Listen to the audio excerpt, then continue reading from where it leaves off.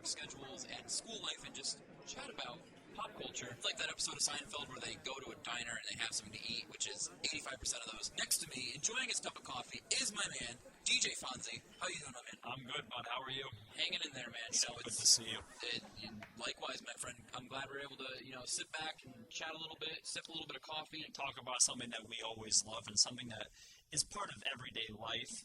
Amen. All the time. You can never escape it. It's just Not just like that film where you had to watch in film class, Diner. I liked it. Most of the people didn't like it. I loved it because it's classic. But it's pretty much that. We talk about pop culture. We usually throw a random topic out, and we discuss it. We argue it. Things get heated. Sometimes we agree. Sometimes we disagree. So what are we talking about today, Fabian? We're talking about our favorite television shows from the 90s because I'd say we had a good childhood when it came to TV. But not just 90s television. Nope. We're talking about television shows that we would love to see rebooted. Yes. So if anyone is not familiar with the term rebooted, it is when a show is either canceled or ends due to stories or people just leaving the show in general.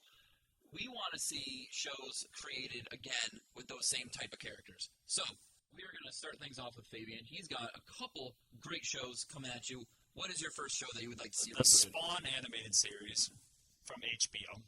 So tell the people that do not know about the Spawn animated series what that is. Well, first off, it's not a show for kids. But I happen to have, stumbled upon it back in the day. So Spawn, the comic book character, is a demon who came back from, the underworld and trying to get his life back, his humanity back because he was murdered. So that's a show that really actually got me into comic books, period, because as I think everyone on this planet knows, I'm such a big comic buff and comic book nerd, so that's a show that I would love to see redone and rebooted. Awesome. So my first show actually would be Reno 911. Yes. A show that was, it ended after 6 seasons, and it coined the famous phrase #6 seasons in a movie. Came out in 2003 and ended in 2009, so a little before I ended up graduating high school, which was a long time ago. But it had a really big cult fandom, which is awesome. It was hilarious. And a lot of it was improv humor. Yeah. So was it really? I had no idea. They would just give you a scenario, and a lot of the lines were, I would say maybe 50-50 were improv, half them were lines. So it wasn't like a normal sitcom where you would, just... It was so funny. funny. Is what happens, and then we'll go from there. Right. But it was a show very similar to Cops in this, but a lot funnier, where it was a dysfunctional police force in Reno, Nevada. And, it was no holds bar over there, anything goes out in the streets, and every character had some sort of, limitation to them, or they had some sort of quirk that, every comedy television show needs. And it ended up getting a movie in, 2008, 2009, around that time, and it didn't do as well as I thought it would. It was great, but it didn't have the same flavor as a season. It's probably a cult classic, I'd say, right? I would say the series itself is a cult classic, but it's not. The movie wasn't as good. That's unfortunate. I would like to see one more season, and it works because you can actually bring in new cast members. Let's say they were off. Let's say the cameras were off for a year, and whoever didn't want to reprise their role, they say, "Oh, he passed away, or he moved to a different branch or whatever." So it's an easy write around to get another season in. But it would be nice to see those characters again. Absolutely. What is your next television You'll show? also love this, too, because it's one of your favorite. I hate it already. No, I'm just kidding. It's one of my favorite show theories that you told me about that I think just opened up my eyes. Ed, Edd n Eddy. Okay. I would love to see that rebooted because that show made my childhood so complete. Yep. Because it was so stupid, funny, and just, the premise of it makes no sense, really, because it's kids who are just trying to, hustle everybody all the time just to get a quarter so they can get this candy. And it's literally every single episode. But for some weird reason, it just works so well because when I try explaining to some people, because I don't know how some people our age haven't even seen it yet, though, or even heard about it, but that's a different story.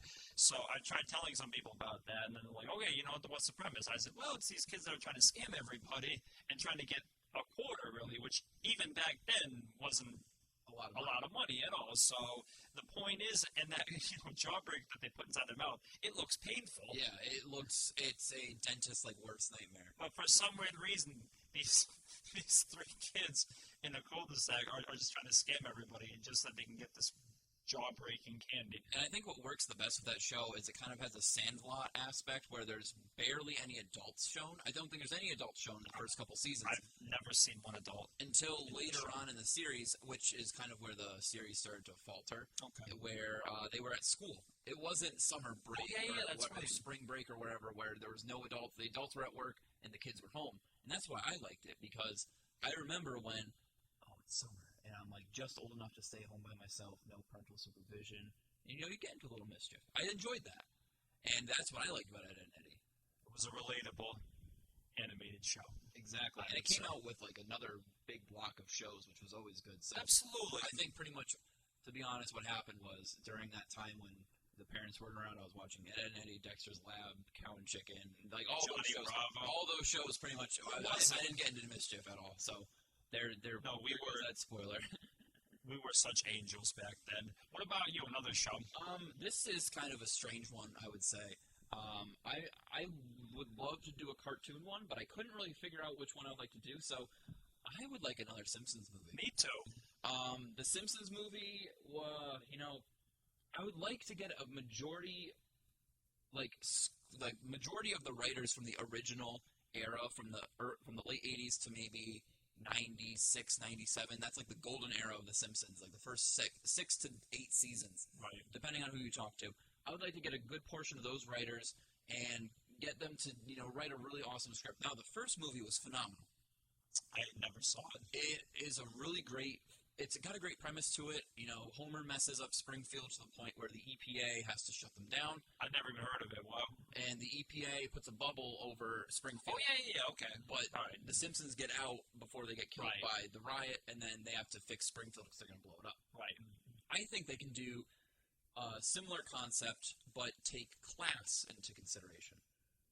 Working class versus, the upper echelon. Right. Or the poor versus the rich. I would love to see that happen in a Simpsons film, because I think that now we're into this. We're in it's the highest running series right now. They're into season 28. This series isn't that great anymore, but there are a couple hidden gems and from 20 on. But I would love to see another movie with some great writing in it. And I think they can make it happen. There's no bigger Simpsons fan on this planet than you. There's many podcasts that that. Not that I know. You know what? You've actually opened my eyes with The Simpsons, because I never appreciated the comedic genius and gold that it really was until I met you. The amount of times I reference Simpsons in academic papers is absolutely dumbfounding. But it's phenomenal, though. I love it. All right, give me one more from on your end. I want to see a Batman Beyond reboot. Batman Beyond. Because that show, unfortunately, came to such a halt. Because it was Jeff Johns was one of the biggest writers at actually, no, he's the head writer. He tweeted at me one time, too. That's a different story, and I was so happy. There we go. I know. I was a kid in the candy store. Ladies, it was so great. My man Fabian has the credentials. I know. He screenshot it on Twitter. I did do that. That's true. So anyway, they wanted to put that on hold, the Batman Beyond, because they could do a Justice League show, Unlimited, which, wasn't bad.